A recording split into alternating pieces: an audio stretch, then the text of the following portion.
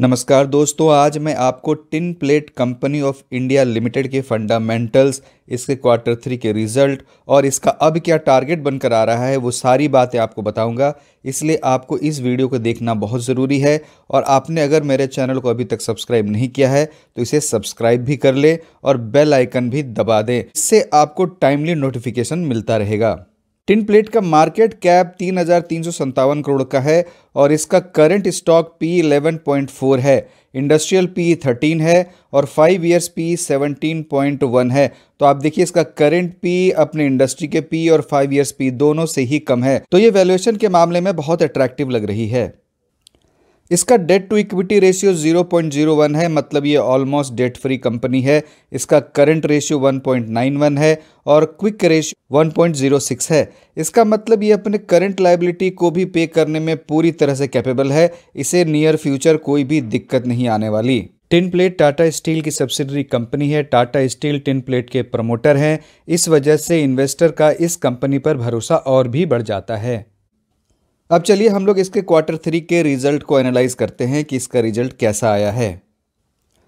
इस कॉलम में क्वार्टर 3 के फिगर्स हैं, इस कॉलम में क्वार्टर 2 के फिगर हैं और इस कॉलम में प्रीवियस ईयर के क्वार्टर 3 के फिगर हैं। इस कॉलम में क्वार्टर 3 के क्वार्टर 2 से परसेंटेज ग्रोथ को बताया गया है और इस कॉलम में क्वार्टर 3 के प्रीवियस ईयर के क्वार्टर 3 से परसेंटेज ग्रोथ को बताया गया है। मतलब ये और ये दोनों क्वार्टर 3 के परसेंटेज ग्रोथ को दर्शाता है। ये सारे फिगर्स लैक्स में है और मैं आपको हर फिगर को नहीं बताने वाला, आप वीडियो को पॉज कर देख सकते हैं। मैं सिर्फ परसेंटेज ग्रोथ को बताऊंगा। तो आप देखिए रेवेन्यू फ्रॉम ऑपरेशन में ईयर ऑन ईयर बेसिस पर 92% का ग्रोथ हुआ है और क्वार्टर ऑन क्वार्टर बेसिस पर ऑलमोस्ट 21% का ग्रोथ हुआ है।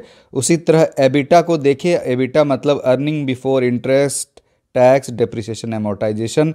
तो आप देखिए ईयर ऑन ईयर बेसिस पर इसमें 147% के आसपास ग्रोथ हुआ है और क्वार्टर ऑन क्वार्टर बेसिस पर तो ये लगभग 25% बढ़ा है।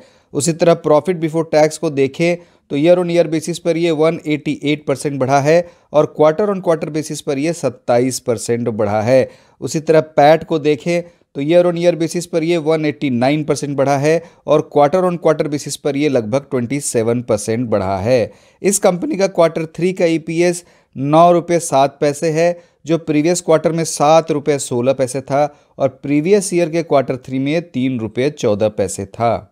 तो आपने देख लिया कि इस कंपनी की revenue from operation, EBITDA, PBT और पैट, इन सभी में ईयर ऑन ईयर बेसिस और क्वार्टर ऑन क्वार्टर बेसिस दोनों पर ही अच्छा खासा ग्रोथ हुआ है।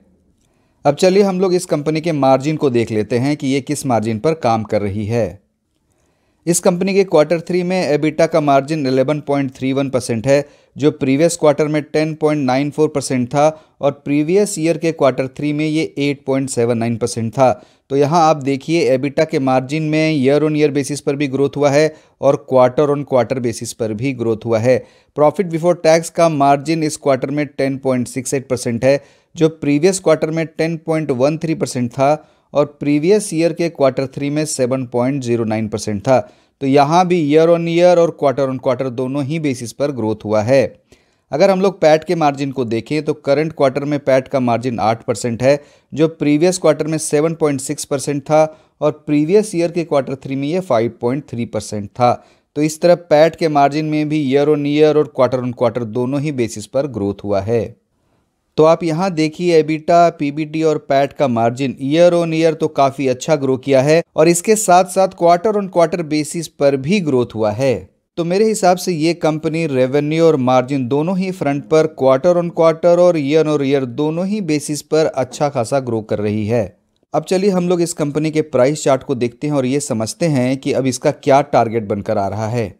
इस कंपनी का शेयर प्राइस करेंटली 320 रुपये के आसपास ट्रेड कर रहा है और ये 325 के आसपास एक रेजिस्टेंस फेस कर रहा है। आप ये स्टेज देखिए और ये स्टेज देखिए, ये दोनों स्टेज लगभग एक ही जैसा है। इस स्टेज के बाद इस शेयर ने हायर लोज ही बनाया है और इसके बाद इसमें काफ़ी तेज उछाल आई है और इसके बाद इस शेयर ने भी अपना हायर लोज ही बनाया है। अगर ये अपने 325 के रेजिस्टेंस को डिसाइसिवली क्रॉस कर जाता है तो इसमें अच्छी खासी तेजी आ सकती है।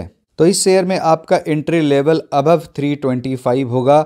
अगर ये शेयर अपने क्लोजिंग बेसिस पर 325 के ऊपर ट्रेड करने लगे तभी मैं इस शेयर में इंटर करूंगा, और जो मेरे स्टॉप लॉस होगा वो 290 रुपये का होगा और वो भी क्लोजिंग बेसिस पर होगा। इसका मतलब अगर ये शेयर 290 से नीचे की क्लोजिंग देने लगे तो मैं एक बार एग्जिट कर जाऊंगा। मेरे लिए जो पहला टारगेट है वो 350 रुपये है, फिर 375 और 400 रुपये का है। इसका जो टाइम हॉरिजॉन है वो 6 से 9 महीने का है। मेरी इस शेयर में कोई भी बाय या सेल की रिकमेंडेशन नहीं है। ये वीडियो प्योरली एजुकेशनल पर्पज से बनाया गया है। आप अपने फाइनेंशियल एडवाइजर से कंसल्ट करें तभी इसमें इन्वेस्ट करें। मुझे उम्मीद है कि ये वीडियो आपको पसंद आया होगा, तो आप इस वीडियो को लाइक करें, अपने फैमिली मेम्बर्स और फ्रेंड के साथ शेयर भी करें। धन्यवाद।